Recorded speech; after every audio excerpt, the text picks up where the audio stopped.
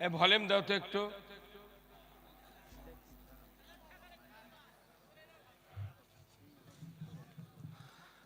বাহিরে খুব আওয়াজ, কিন্তু একটা কথা কেউ বোঝে না। এই আওয়াজ দিয়ে লাভ কি? এটি যে কয়জন আছে এই কয়জন বুঝলি যথেষ্ট। তুমি কি বাইরের বিল ছুঁড়েছ? এমন ভাবে মাইকের হর্ন সেট করছে, দুই হর্ন এসে গাঁটাগাঁটি লেগেছে, যার কারণে কথা বোঝা যাচ্ছে না। এখানে আমি দুটা তিনটা বাড়ি আমি পরিবর্তন করে এই জায়গা যাচ্ছি, কোথাও বোঝা যায় না। এই পরে এসে যে এক ছেলের বাড়ি ছিলাম, তো মাঝে মধ্যে বোঝা যায়। আর ঝড়ের মতো বক্তা কথা বললে তো মানুষ বুঝান যাবে না, কথা কোন জায়গায়।